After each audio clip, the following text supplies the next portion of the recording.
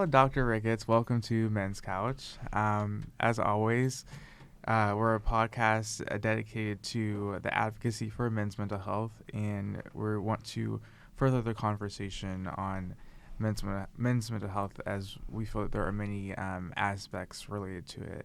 So, welcome. Thank you for having me. Yeah. So today we're going to talk about the components of masculinity and how they influence men's lives and like decision making and mental health and just the relationships. So yeah. So thanks for having me. And so I just think there's so many opportunities for men and the ideas of masculinity to move into new areas. So we oftentimes limit men in how they can exist within this world. Mm-hmm. And so one of the things that has come out in research is the idea of the 4 boxes of men's masculinity, that men are kind of to remain in these very limited scopes of what they're allowed to be. And that has existed for decades upon decades, that men are only supposed to be a certain way in order to fit within masculinity. And there are just so many opportunities for them to branch out. So growing up, you mentioned that Dr. Robert Heasley was always thought of as gay. So growing up, like through high school and middle school, people thought I was gay, even though it's not my sexual orientation. And I felt like, I felt that they had like this narrative about me based on how I express my own masculinity. I was like, this is who I am. I'm, like, highly sensitive. I'm very like, I'm into art and other things. So I felt that went out of like the box that men are usually put into. So because of that, I got a lot of like comments and like backhanded like remarks about like my personality. So that's one of the boxes that they talk about in the research, is that you're not supposed to have any what is considered sissy stuff as part of masculinity. So you're not allowed to be anything but super masculine. And so that limits men, because there's only so many things that we think of as truly masculine for individuals. And so doing things like maybe appreciating the arts, like going out to see a play or a musical, would be seen as sissy stuff. Yeah. And that's enjoying something that's very aesthetic and culturally, profound. Trying new things, like having an openness to experience. Openness. Which we've talked about before, as far as looking at the big 5 for personality development. And so, trying new things and being open to new experiences is not a masculine thing. We have to be very particular in how we look at masculinity, that you can only do certain things, that you can only manage your self-image in a certain way to be seen as masculine. It's very rigid. Yeah. I took the personality test last night. I think it was like the last one that you assigned us, and it said like I'm like 80%, like 81% like feminine. So I felt that like it's actually kind of eye-opening, because I feel that it says a lot about like my character. I'm like seen as the mom of my friend group in a way, even though like to me, like I take pride in that, because I like to be like I feel like have like the gift of hospitality. So I'm very caring and wanting to be like going in this field of like psychology, wanting to be a therapist. So I feel that my role and like in who I am is like completely different than that rigid man. And I feel like a lot of men feel that way in very different ways. They feel that because our definition of masculinity is so rigid, and we don't feel that we could I don't know if Angie or like you could attest to this, but like I feel like women are able to have like they don't feel like they don't have like the same rigidness when it comes to expressing themselves. So just thinking about the level of emotional expression that women can Yeah. have or girls can have, we can have a whole spectrum of emotions, and that's perfectly okay because women and girls are seen as emotional beings. Yeah. But men are supposed to be stoic, that they're not supposed to have the emotional range that Yeah. others might have. They still truly do have that, those emotions within them, but they're not allowed to express those things. And expressing the vulnerability that a person can have is seen as being too sissy. So, having the potential of really having an extremely bad day or something happening that is a life-changing event, such as like having a close loved one pass on, Or like a significant trauma. Yeah. men are not allowed to cry in part of masculinity. So they either need to, go away to their own space and let that out in a way that they see fit, if they have that space to do that, or the only acceptable way a lot of times that men are allowed to express emotion is through anger. Yeah, through like throwing things or just getting super defensive and getting into arguments. And I feel that, or having that like that Hulk mentality, like just blow up. And that's not like, I feel like a lot of like below the anger is a lot of like grief and a lot of trauma that men don't feel that they don't have like a safe place to process that. So I feel like, and now that we're talking about like mental health issues in our class, what would you say like how those like rigidness in terms of emotional expression, how would you say that, like, does that lead to the development of mental health issues, or does it like make it harder for men to kind of address mental health issues? Well, it affects people in a lot of different ways. So if you're not allowed to express emotions except for one way, then things bottle up inside. Yeah. And so you have more of a chance of somebody just kind of blowing up when that threshold has been hit. And so, they only have one way of really being heard when they're expressing things is through that anger. And then that also, when you're not allowed to express yourself emotionally, this is why it's so important to have individuals coming into mental health that are representative of those that need to seek mental health. Now, mental health through therapy, counseling, anything like that is so important for anyone. But it's important specifically to have people who are representative of those, whatever of a person. The clients. Right. So you need male therapists to address male concerns and other ways of representing a client. When someone sees themselves on the other side of the table in another seat, they're like, oh, if this person can be my therapist, my counselor, then it's okay for me to be here. Yeah, they feel more encouraged and inclined to seek out therapy if they feel like there's more like options that represent them, like when they're choosing therapists. I think that's definitely one that might like overcome the barrier of men seeking therapy, is seeing more male therapists. Now, I don't know if you've seen an increase in male therapists over like the past 10 or 20 years. Yeah. I definitely see that happening, as well as marketing therapy in a different way for men. So there's more of a language change around therapy, because therapy is often seen as something happening and kind of adjusted for women to seek out, not necessarily for men. And so we need to have the language change in how a person is going to seek out help and resources for somebody. So you might have a difference in how that is marketed, to kind of connect more with male clients. Yeah. Do you feel that, like, along with the marketing, do you feel that the approach to therapy might look different for men? I've I've like seen like articles online of therapists needing to change like the language they use in sessions, or just in therapy in general, so men feel more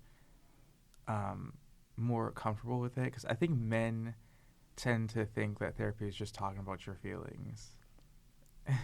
So sometimes therapy might look like, and in talking to some individuals that are male that are seeking out help from therapists, it might look like couching the conversation in what a person has as far as interests and hobbies. Yeah. So if a male client is into gaming or something like that, we might see instances where you talk about gaming and like what a person is doing while gaming, and where they might have a conversation trail there, so that it can ease somebody into talking about the difficult things that are happening in their lives. Yeah, I think another thing is, I think it's good that you mentioned that, because I think men, I don't know if you guys can attest this, but take longer in terms of vulnerability and talking about like harder things, because I feel like we're so disconnected from it,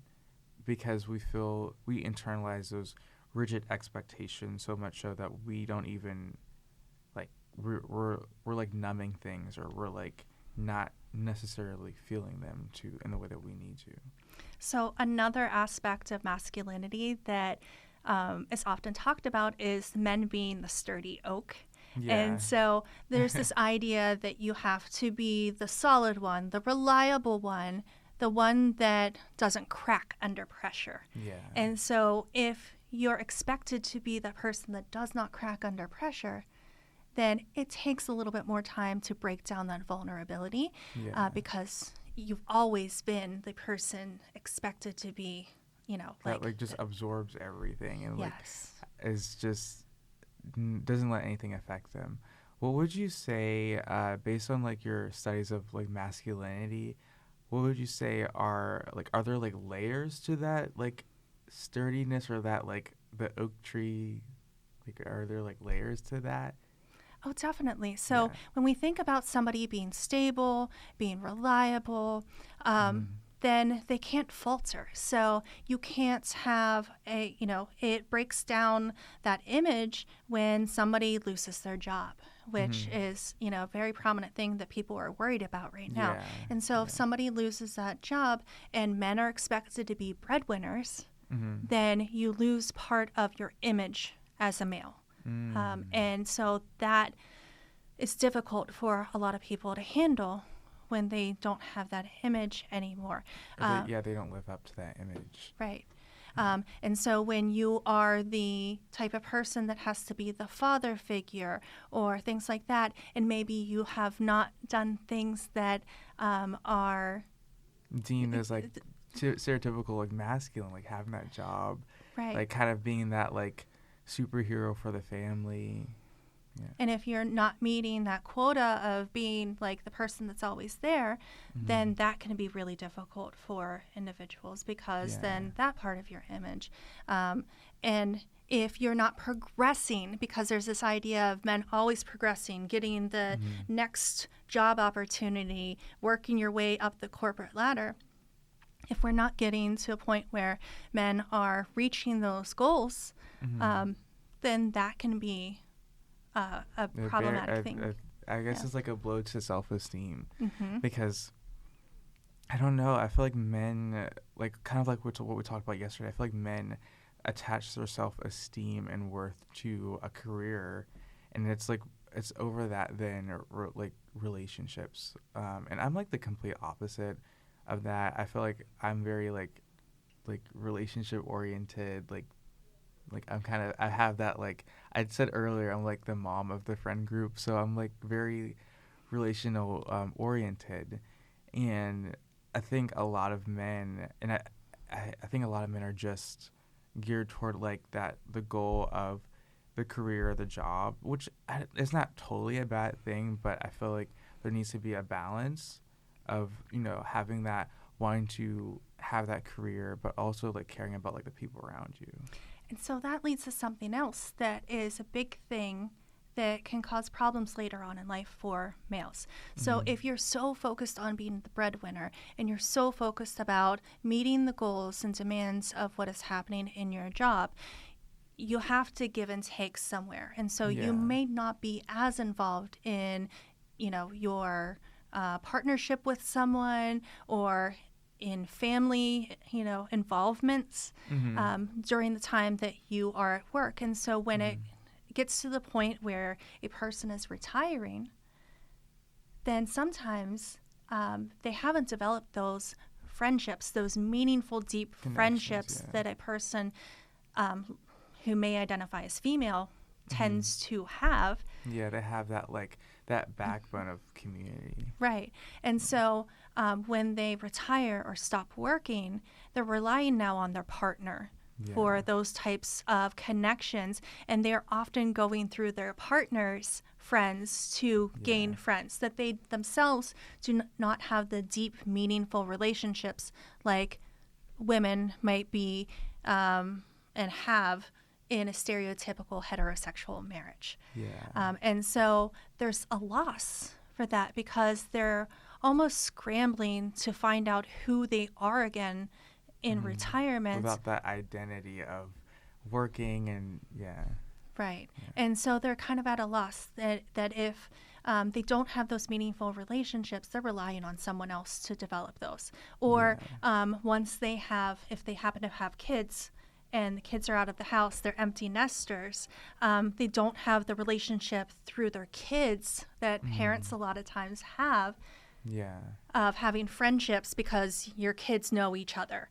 And so you're having that disconnect. You're losing that once your kids go away from the home. Yeah, that makes sense because I see the older generations in my family, and especially the boomers are kind of, they're more I see them as kind of on one side of the family, I see that that loneliness in my granddad on one side of the family, but on the other side, it's kind of it's different because me and my granddad have a good relationship, so I feel that also helps curb that older generation isolation that they can sometimes get into. So I feel that is that helps. Because, realizing that life isn't just work, life is about we go through the Eric Erickson's stages. So once they hit that stage, is about speaking to the younger generations and making an impact with the few decades that you do have. So I feel that when men prepare for that, when they're younger, and have that safety net or cushion of community, then they probably they won't deal with the effects of getting old by themselves, because no one wants to deal with anything by themselves. Right. So when they go through ego integrity versus despair, which is Eric Erickson's stages, or one of the stages in development, they have to reflect on the fact that they maybe have not built that up. And so that can be very problematic for them, realizing that late in life that something like that has happened, that they've missed that chance of connecting with people in a meaningful way. I really think this is a great opportunity if men are reflecting on how they can exist within the world, that they have more avenues that they can test out, earlier in life to kind of figure out who they want to be and not necessarily adhere to the idea of the traditional masculinity. How do you feel? Do you feel that the rigidness in traditional masculinity? Do you feel that lack of expression? Because I feel I've seen it. I've had friends come up to me and just express things. I'm wait, whoa, what are you talking about? Because I feel they had we've been friends for so long, and they just haven't felt open to express things like addiction or things that they're struggling with. And I feel it's because of that rigidness. If I feel they don't feel that it's even an option to express that because of that the rigid role that they feel that they need to adhere to. And so if you think about it, that's a way that men might feel like they can escape Yeah. by using substances like using drugs, using alcohol, because they can numb themselves to what is happening around them Mm-hmm. in a way that is manageable and seen as okay Yeah. in masculinity. Yeah. I was gonna. Okay, that makes sense because I feel like it's not okay to have an honest, safe conversation about what you're going through, but it's more normalized to I guess smoke with your friends or like do drugs and do alcohol. I guess that's seen as like even those activities are seen as masculine because it's like um but it's also like an avoidance of vulnerability at the same time. I feel like men feel that the only way to be vulnerable is through substances and not being like I think we talked about alcohol. I think the word is like is it like it's like inhibitions or something, right? Right. Yeah, So yeah. if you think about it, going back in development, we start from a very early time telling boys that they're not allowed to do certain things, that Mhm. if you're hurt, go rub some dirt in it. Yeah. If you are, crying, boys don't cry. Mhm. Um, and so we don't let individuals have emotions. And so, Mhm. additionally, boys are often told to go play and do something. Go out and play baseball. Go out Mhm. and, do whatever. And so we push boys to do activities, which is fine. It's Yeah. good to be physical in some way by doing sports and things like that. Mhm. But then it ends up that as people progress into adulthood, we do activities that involve like going out to something like the bar or Yeah. going and doing something like, I don't know, bowling or something like that, Yeah. but Yeah. you're doing an activity, you're not talking to someone. Yeah. And so when you're doing something and not talking about something, then you're not getting out what you need to get out Mhm.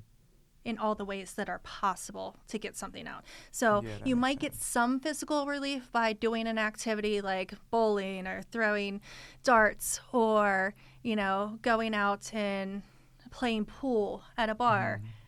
Mhm. Yeah, but Well, it's you're not like still not talking about things. And it's yeah. not accepted. You drown your emotions and sorrow in I guess drinking like or more using especially in those substances. environments because I feel like with those situations like going to play pool at the bar or whatever that it doesn't because it's more it's like competition so you feel like okay I like this isn't like this a space to talk about like um I got into it with and like my partner last night or whatever so it's not a space to do that and um I feel like that leads to more prolonged mental health outcomes because the longer like that people wait to talk about things and the longer that they feel that they can't, it just leads to more down the road. So think about it in this way. When we're doing things like that, where we're going out and having activities with people, we often Mm. self-police. Yeah, So, oh yes, yeah, yeah, so yeah. when individuals are going out and doing things, if somebody's like, "Man, I just need to get this off my chest," like this is something really heavy, um, then we might self-police and go, "Whoa, whoa, whoa, that's too deep for us. Like, don't Yeah. don't put all of that emotion on me. It's like my wife's nagging me, and like Yeah. don't go there. Yeah. I have enough of that at home, that sort of thing." And so Yeah. we self-police a lot of times in masculinity where like, don't touch that area. I don't want to feel emotions. And Yeah. so like, let you just physically get that out or, deal with that emotion by using the substances. Yeah, I feel like I feel like even in like normal situations, with your friends or with just in general, there's a lot of what I feel is like unconscious self-policing. Like we don't necessarily think about it, but we police when like self-police whenever it comes to being expressive and expressing our like emotions and like for me, I don't know if it's different because Angie, I don't know if you can attest to this because like I smile a lot, so like I show my emotions like I'm very kind of like out there with my emotions. So I don't know if like for like most men they feel that they have to have like the we Flat talked affect. flat affect like that we just talked about in class. It's just like um and when you ask them how they're feeling, you kind of can't tell because it's just I guess it signals an internal disconnect. So that's that idea of stoicism, that you can't like show what you really feel when you're talking about what you need to talk about, and we don't talk about Yeah. things. And so that's kind of combining some of those things, that you can't be the person that shows emotions, because then there's vulnerability, and then maybe people see you as like a human being. Yeah. And like nobody wants to be the human being. They want to be Yeah. like that rock solid person that everyone can depend on, but Yeah. it eats away at you Yeah. when you can't Over show those time, emotions. Yeah. it does. Like over time, it kind of like when your identity is wrapped up in something that you feel you're not well, number one, you're not allowed to be authentic, but if your identity is wrapped up in that stoic hard shell, then there's like so many like you develop all these layers. So when like push comes to shove, and I've seen it like in my friends where they're like having like a mental breakdown. I feel like it kind of takes a mental breakdown to kind of like open up those layers, and what's underneath is just like a human, a normal person. It's just when I try to explain to some people like, no, you're just a normal person, they always feel like, oh, well, I don't want to sound like I am like weak, or I don't want to sound that I am like burdening you. It's like, no, it's not a burden. It's just you have been um, taught and socialized that humanity needs to be like suppressed or socialized away from you. So And if you think about it, that lack of vulnerability, lack of emotion, things like that, leads to the fourth idea around masculinity as being the big wheel, that you have to have success. You have to be that leader. You have to be the one that's in charge. And if you have vulnerability, then people might not take you seriously enough to be that person in charge. yeah, And so there's a lot of pressure on masculinity for, being able to hold that level of like, I'm unwavering, I can do everything, and I'm not going to buckle under the pressure. yeah, And that's like the image that people have to have in order to be in those corporate types of scenarios where you Yeah. are moving up the corporate ladder. And men don't want to have that vulnerability happening to them. it's definitely different because I guess men don't see vulnerability in leadership because I don't know if you've read Brene Brown, but she talks a lot about like, vulnerability makes a leader. That's what actually makes a leader. But that's like for men, I feel like that's like a hard mindset to adjust to because they see leadership as like I know everything, being like an expert in something and not taking like it's not like seen as like because vulnerability is like it's about risk, and I feel like a lot of men, because we're stuck in that rigid mindset, we feel that we need to know all the answers, and that creates like a lack of openness to anything. So, when you're talking about leadership, a lot of times the leadership that we think of is male leadership.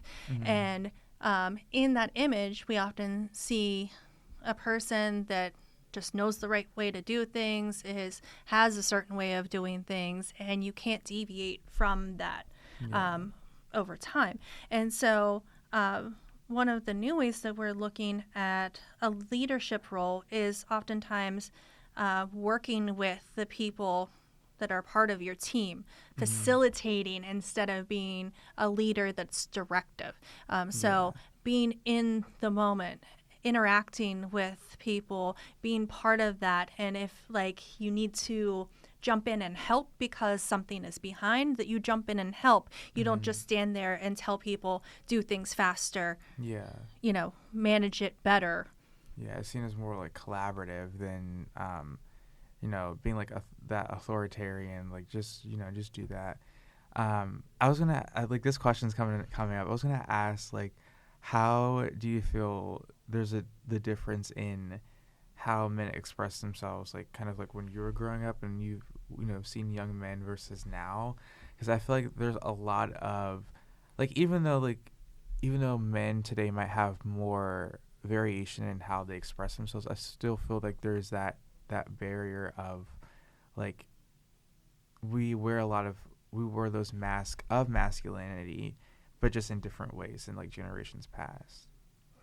Yeah, so masculinity when I was younger looked a lot more traditional.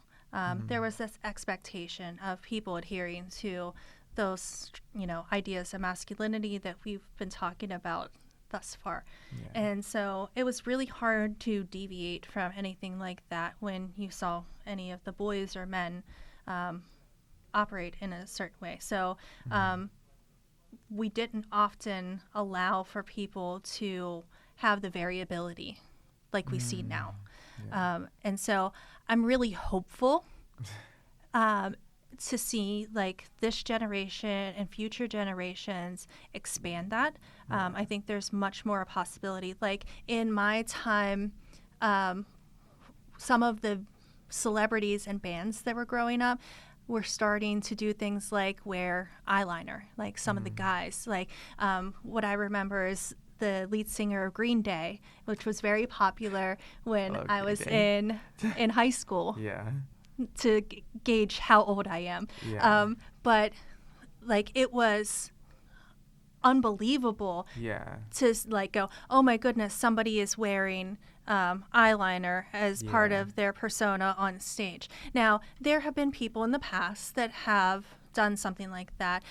So like I think Prince like is definitely like an example that like deviates from the norm, because I feel like a lot of people didn't understand his art because he deviated from that. So. And he's a good example of what happened in the 80s also during my time of growing up, that he was a change from what traditional masculinity was. So they didn't understand what he was doing and the genius of his music because he seemed more effeminate and in his high pitched voice, which is good, but it's just still like it's different from that like that low stereotypical like singer.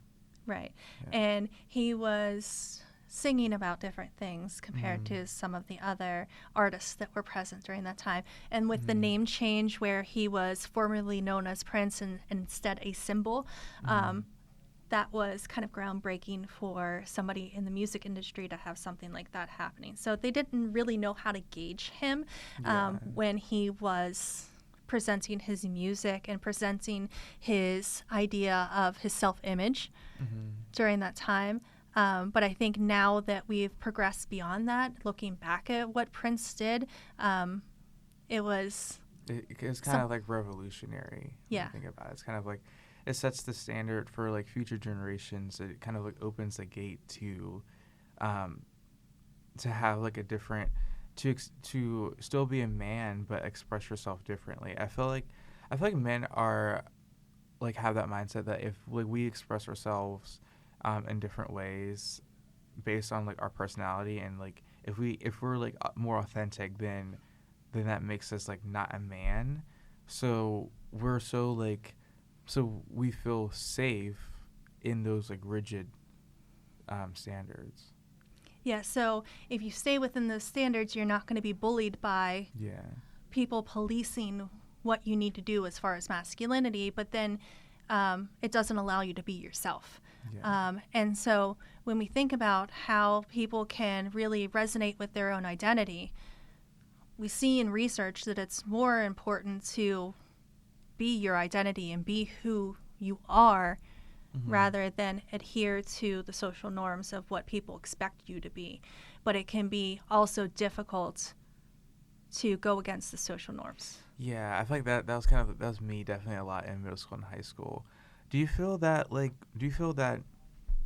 the way that boys are policed and go through like that peer socialization process, that they they carry on those mindsets in their adult relationships, because like back then it was like when you were like a kid, it was they would like make fun of you for liking different things or having like specific interests. So now that you're an adult, you're like you become so far away from that authentic self that it affects the way you show up in relationships. Yeah, so if you constantly are reinventing your image in a way that is not authentic to yourself, then you lose yourself. And so before you step into relationships, it's often a good idea to understand who you are, what you feel comfortable with, because if you are not managing your self-image and your self-concept well, then how can you effectively be in a relationship where you have to manage the connection between two self-images and self-concepts? Yeah. Do you feel that men have, because of that, like that masculinity that they have, like two selves, like one self, like when they're just like more out in public or where they're like interacting with people, and then just more like if you get to know them like on a deeper level, that they show you like this person, this like whole new person, and it's like, whoa. I've like witnessed this like in friendships where they're interacting with people, like acquaintances or whatever, or just other people, and they appear one way, like the not sensitive, like the flat affect, and then like when we have like more safe conversations, it's more of you see like their humanity. So that kind of is when a person feels comfortable with you. And so you have to really build that up. And that's part of having any type of relationship. So when you're building up friendships, part of building up a friendship is I'm going to share a little piece of me, and I'm going to trust that you are going to be safe with that information, that you're not going to go blab it off to everybody that you can possibly talk to about that. That needs to stay, between the two of us. And that's reciprocated a lot of times in friendships. So if I divulge something with you, and then you go, oh, wow, you've opened up to me. Like, I respect that. Respect that. That's a form of intimacy within friendship. Then you're going to go, well, if they were vulnerable enough to express something with me, then I'm going to express something with them. And you start to reciprocate back and forth as you see fit to build that friendship. And so friendship is a lot of times building up that reciprocity of sharing information. You're hoping that they stay within the boundaries that you've set to say, I'm not going to go spout all of this information off, because then you've lost that person's trust. And so, it's really important to develop those types of things. That also built into a relationship with a partner. So it's just more of an extensive version of that, where you're building up other types of intimacy as well. Yeah, I feel like with the rigid roles that men see themselves, I feel like they can't see themselves as like they can't allow their humanity to be expressed in relationships, so that when it comes down to trying to get to know someone, you feel like it's very difficult in a way. Like I think me and Angie talked about this like the other day, that a lot of men like to appear mysterious, or like Batman or something. It's like they like to be like mysterious.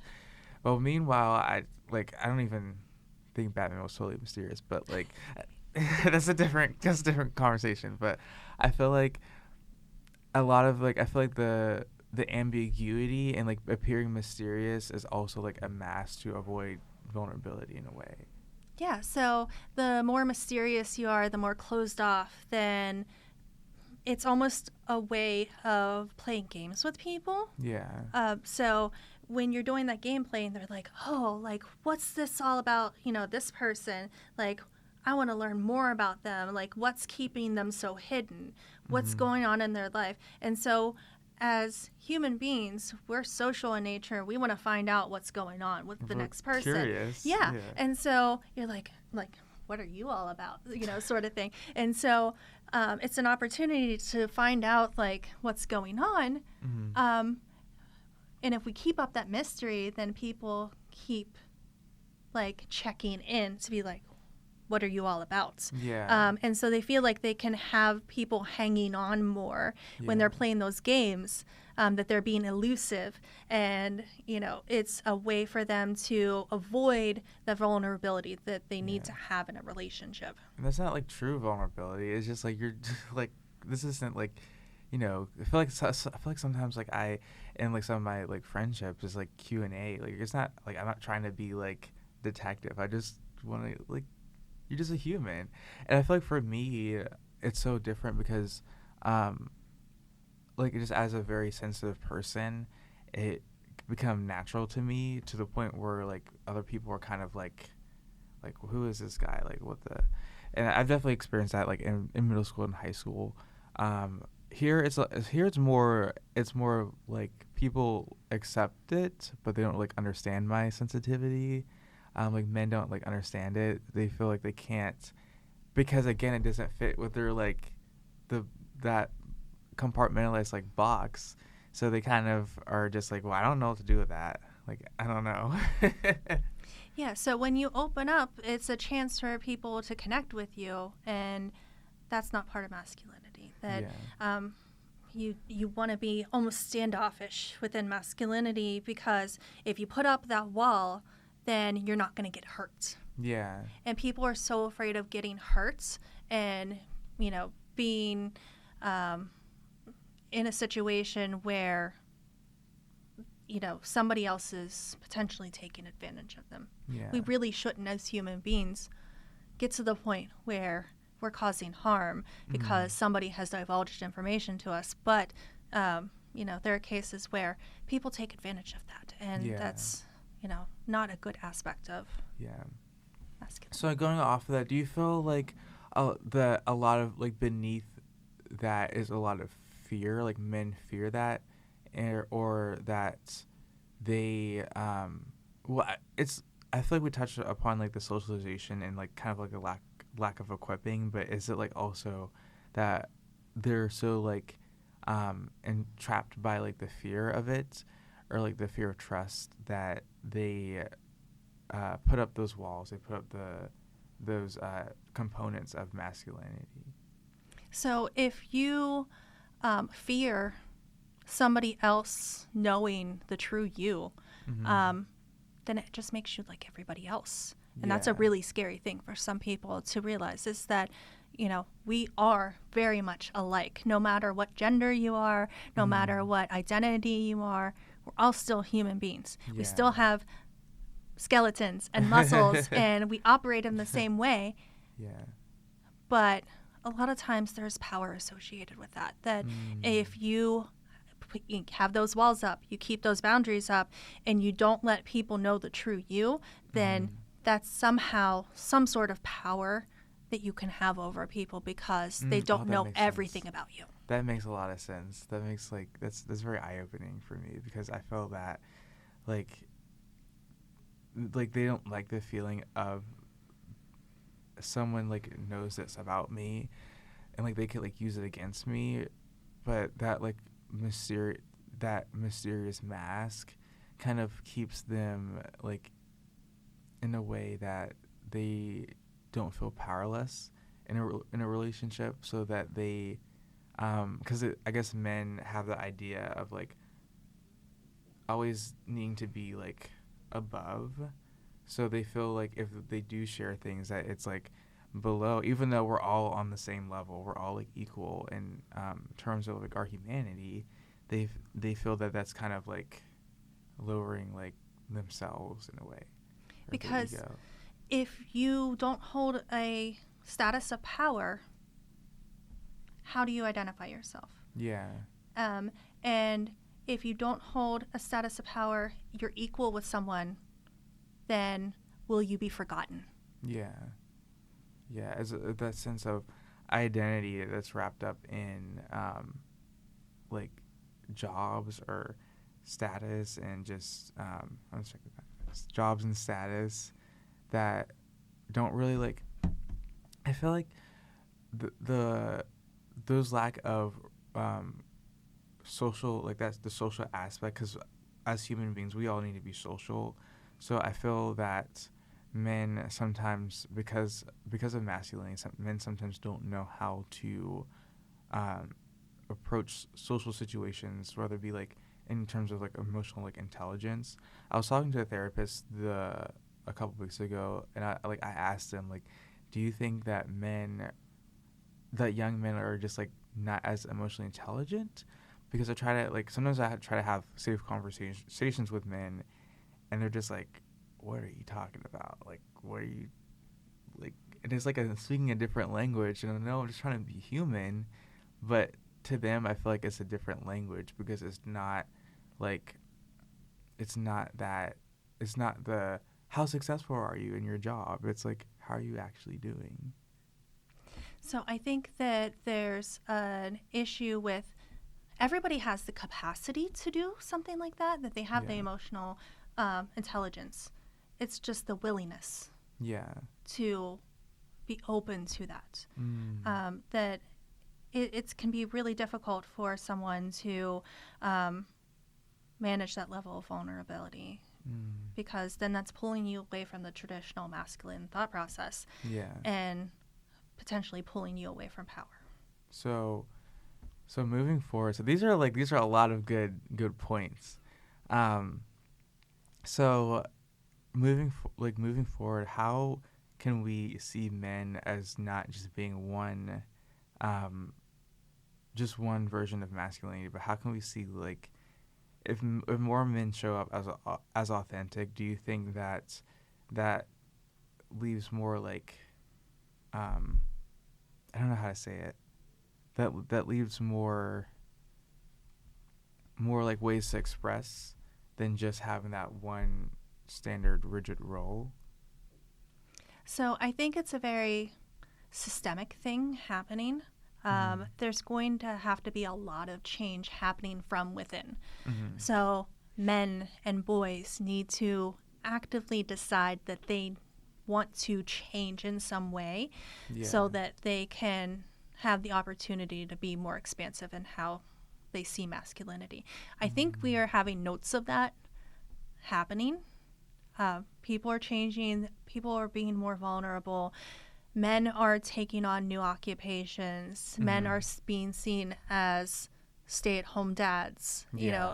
Things like that happening, where we are seeing expansiveness, but it has to happen on a more global level in order to have actual change happening. So we see pockets of that happening in different groups and on an individual basis, but we need to have the buy-in for men to want to have that change happen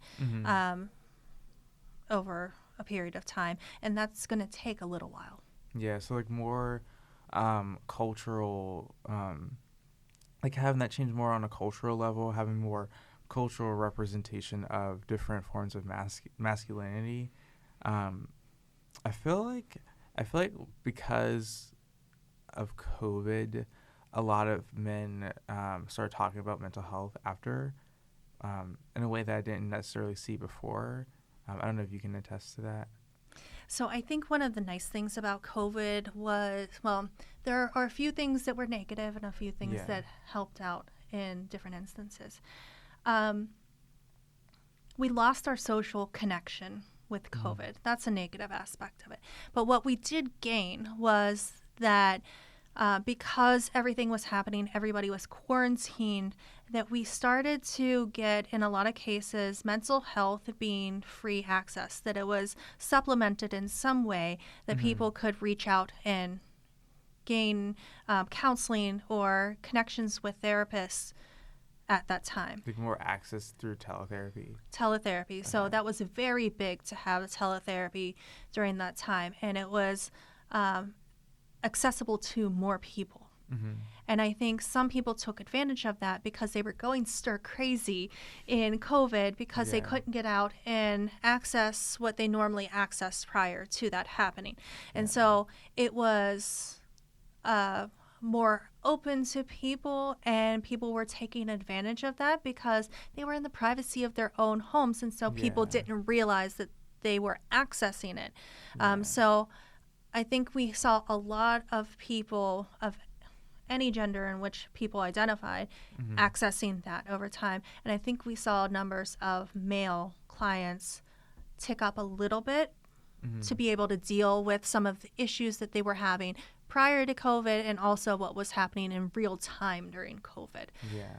So I saw a lot of like even still now I see a lot of like commercials about like BetterHelp or I don't know like Talkspace. I don't know if you see the ads on YouTube that are popular. That like it shows like men seeking therapy through those means. So I think after that it became more accessible. So people felt more inclined to talk about it because that's like COVID was like a crisis, and you're just coming from that. So that trauma kind of forced people to reflect on mental health, and also like we were like kind of in that like reflective state since we were like most of us were at home, so we were in that reflective state, and that kind of changed how we view ourselves and just the world around us. So but I think this was an awesome talk. I think this is like just another component to approaching men's mental health with the four four components of masculinity. I think those different areas are things that like all men can struggle with, and I think noticing that within themselves and other people can just help lead to like more healthy conversations. Because if you notice the mask that you put up, I feel like you're more able to say, okay, like this is the stoic oak tree is coming up. Like, let me notice it and like notice why I'm doing it. So, yeah. And you're one step in the process of, making that more available to men to understand their masculinity by doing this podcast. So, revel in the fact that, you're a part of this. Yeah, thank you. Thank you for being on the podcast. This is Men's Couch again. Feel free to subscribe to the Men's Couch YouTube channel and the Spotify, and follow us on Instagram. All right. Thanks. Yeah, this is nice.